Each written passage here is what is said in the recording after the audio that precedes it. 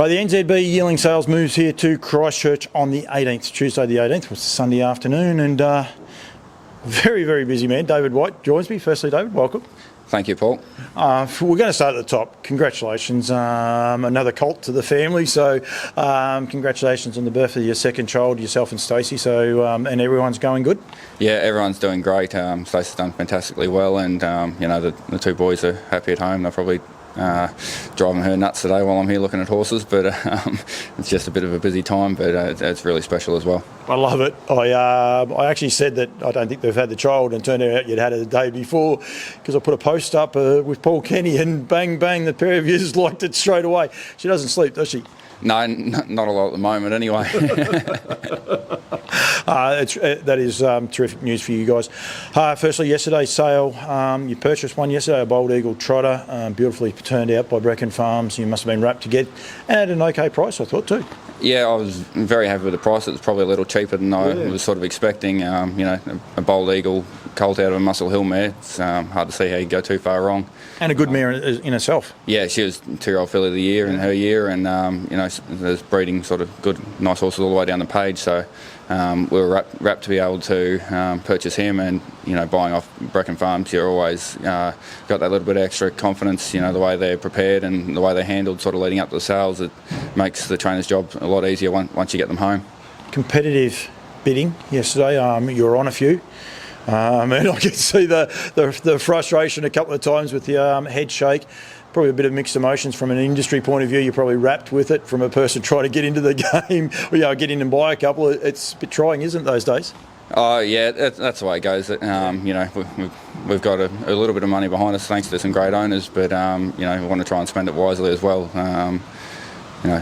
It's great for the industry as a whole. I think we need owners being confident, and to see people wanting to invest is very exciting. Has there been a flow-on effect? You're here on today's Sunday. I know you've got something on tomorrow, and we'll touch on that at the end of the interview. But have you already had phone calls and people inquiring a little bit more just from yesterday's sale? Yeah, for sure. We've had a few people sort of reach out saying they'd be keen to take a share in the one we've already purchased, and we had quite a bit of him pre-sold as well. So, the way things are looking, we might even need to have to purchase an extra one, which is, it's a great position to be in. How good is that for the industry? Great for yourself and Stace and what you're doing, and as I said, we'll touch on Bet and Win. But how good is that for the industry that after one sale day, you potentially cleared a horse that you would have hoped to have sold, and be able to get him through? It's great for the industry here. So positive. Yeah, no, it's a very exciting time for the entire industry. I think it's good to see everyone being so positive. Entane's done a fantastic job, and I don't want to give Matt Peden too big a rap, but I think him and Brad have done a great job since they've sort of taken over the reins at HRNZ, and there's a lot of new initiatives, and just a lot of thought and a lot of change that they're sort of instituting, which is great. Yeah. Someone said to me yesterday, doesn't matter whether you agree or disagree, and I'm not here to say that. No one at the minute is negative. Everyone is positive and positive and positive. Sometimes when an announcement will come out, people say, "Oh yeah," but it's so positive, which is so good for the industry. Yeah, that's great for the industry, and not all the changes will work, but at least they're willing to have a go and try, and then they can tinker with things along the way if there's ways that their initiatives can be improved, which is it's better than not trying anything at all, that's for sure. You're here purchasing, and you alluded to it just then. You are looking, you potentially might be looking, for some more with, just a few inquiries. So if people do want to get involved, you're happy to, field some more phone calls. Yeah, absolutely. Stacey and myself are sort of always on the lookout for new people to get involved, and we've been lucky. We've got a fantastic bunch of owners that have sort of helped us along the way so far, and they always have a good time, which is a major part of the industry, I think. It definitely is. You definitely have to have fun.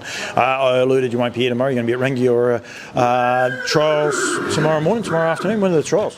The fields aren't out yet, so I'm hoping they're sort of fairly early for a change, and we can get back here and have a look. Maybe Matt Peden might watch this interview and make sure it's early for you.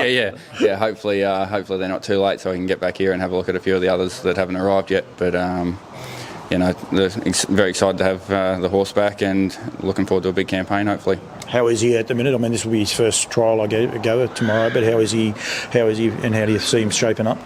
Yeah, no, I think he seems to come back a little stronger again, and he seems to be in a good spot. So he's got a lot of big races ahead of him and a big campaign. So it's a very exciting time to have an open class trotter. What are his main short-term goals, if you like? I imagine Cambridge would that be sort of a little bit of a grand final and back, or is he going to the Inter-Dominion? Are you going to Queensland? Yeah, well, it starts off down here in Canterbury. There's a couple of races here for him. Fred Shaw's a Group 1 just a couple of weeks before we head up to Cambridge. And then obviously the slot race, we've been lucky enough that Richard Cole and Ken Brecken and his boys have bought a share, so bought a slot, sorry. So that's obviously a major target with the prize money it's worth. And then he'll carry on through Auckland, through the Road Cup at the start of May. And then, depending how we race there and all going well, obviously, give him a little freshen up and head to Brisbane again, because it's not a bad carnival up there. Good time of year to be getting away from New Zealand weather too, isn't it? Yeah, that's probably, apart from the fact that prize money is good, $500,000 for the trotters into the Dominion up there, the weather's a nice bonus as well. You're a good Riverina boy, you must miss that warm weather from time to time. Oh, the winters down there aren't a whole lot better than they are here, to be fair, sometimes. The good frost and that in the morning, but it's I don't miss the wind and stuff we get here sometimes, but the weather's actually not as different as people think it might be. Yeah. It does get a little bit warmer. I was there the other day. It was 42 and a half or something when I was leaving at sunny Wagga. Dave, congratulations to both you and Stace. I think the number one thing, you've got a healthy family. That's always great. But well done yesterday on your purchase.